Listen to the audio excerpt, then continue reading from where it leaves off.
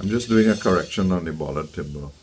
On the location of the transverse line, it is located 12 inches below the horse hole. I just took it straight off the plan without checking. And the result of that is I cut the line too high. And I had to add a filler piece because it was only discovered when I was installing the number 2 horse piece. So I had to add a filler, which is not a big problem because you really won't see it. The second piece covers right over the bollard timber. But if you look in the note, you will see the correct dimensions given for the location of that line. The instruction in the book is fairly comprehensive, so I'm not really going to go over or repeat any of that. It's an interesting exercise. I expect I'll make quite a few of them before I get it right. So here we go. This is a piece of coffee wood where the grain is so fine that we're using this to make the chalk.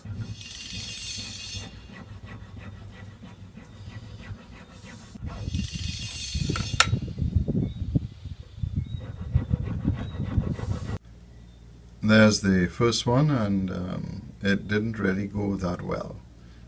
So we'll make a second one. It's this is my second attempt, and I think this is the final one. It's a nice tight fit. This is the first trial fit, and we've clamped it on the side, and we're trying to adjust the hole to make sure everything lines up perfectly.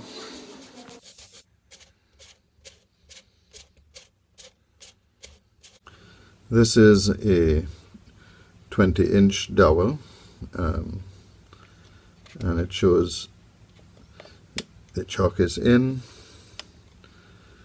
and it fits maybe a little bit on this side, needs to come off.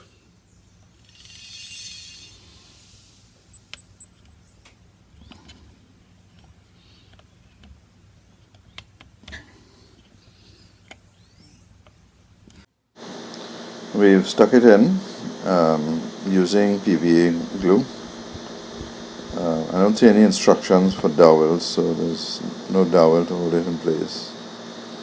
And the bowsprit template seems to fit very easily inside. So at the end of the day, I'm quite happy with how it came out.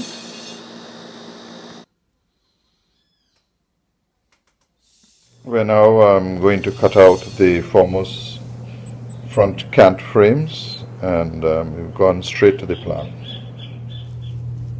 Using the French rulers to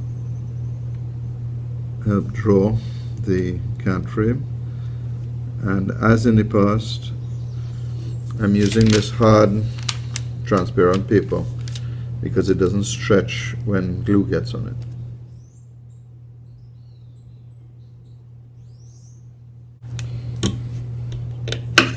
To make sure that the tracing paper doesn't move, I tend to use a big dog clamp like this one. We've cut the 2 foremost 4 cant frames.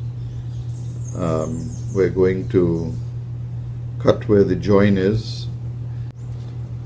We've stuck it onto the 9-inch thick board. We just need to wait for it to dry, and then we'll cut it out.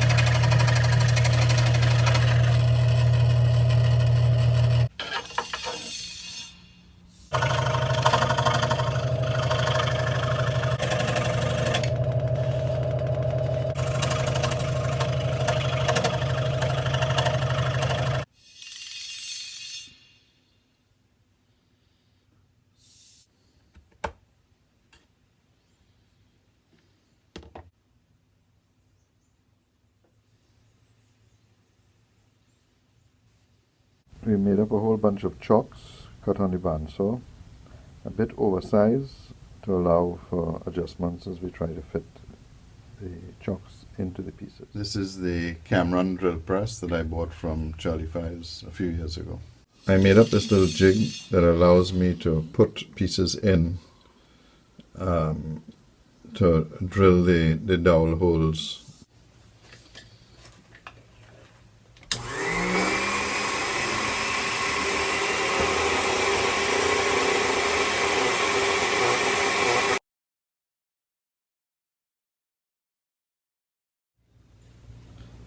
This is my first cant frame.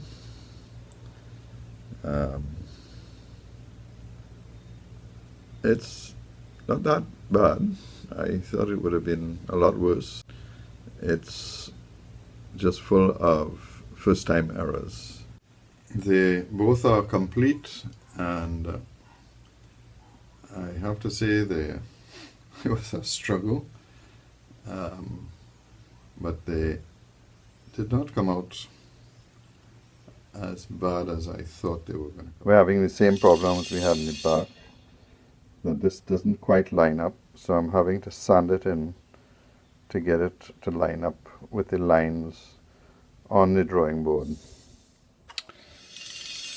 The problem that we have is that when we were installing the bollards, I didn't line up the bottom of the bollard with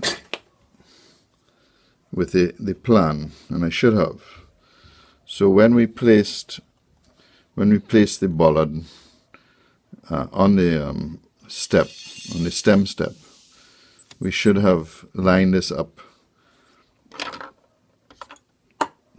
like that perfectly, so that when it was stuck and we came to put the cant frame on, it would have been in the exact correct position. The second problem we had is on the scroll saw.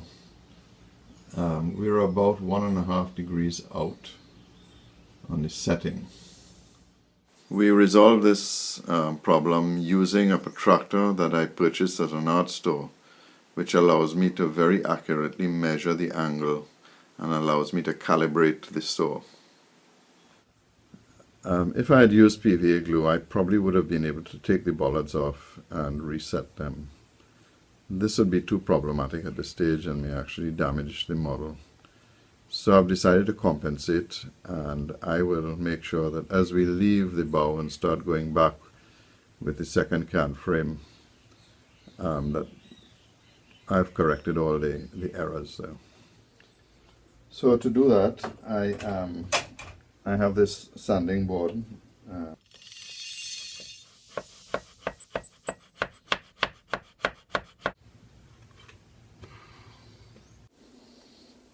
And that's not quite there, but almost. Because when I tried to line it up on a model, I suddenly found I wasn't getting the 13 feet at the top. And it wasn't long before I figured out why. So I will have to remake these, and I think for this one I will remake them as solid pieces, because this is such a critical piece of the model. This is the second one, and it really shows the problem. At the end of the day, accuracy on the plan is more important than putting a chock into one of the cant frames. So I'm definitely going to make it into one solid piece, and then from then on I can struggle making my cant frames with the chock.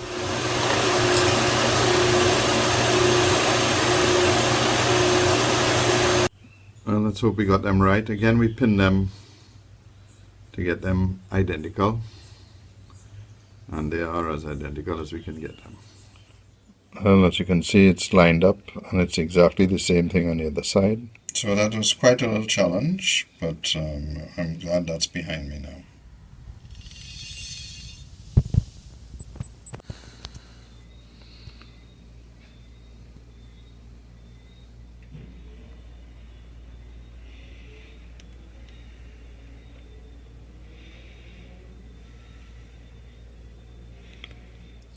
Most of the challenge came really here, And I still have some trimming to make on the bottom of this cant frame to line it up with this one. It's a little too far back. At the end of the day, there are three planes that we always have to remember. First one is that both of these are exactly parallel to one another. The second one is that they line up perfectly with the plan on the base. And the third one is that the outer edge is exactly, again, lines up with the plan on the base. And I don't know why I keep, in a sense, almost forgetting this, but it has to be that way. There's just no other way for the frames to go up unless it meets those three rules. So if we have an adjustment to make, in a sense, we should know what that adjustment is before we actually stick the frame. And this will apply to all the frames going forward. So I think that's it for this video. Two simple little cant frames that really tested me and keep reminding me to go back to the basics of how David set this build up and how important it is to always reference back the plan that's on the base. And the last and final thing to do is to attach a little piece of scrap at the top of the forward cant frames, just to give them a little bit of stability.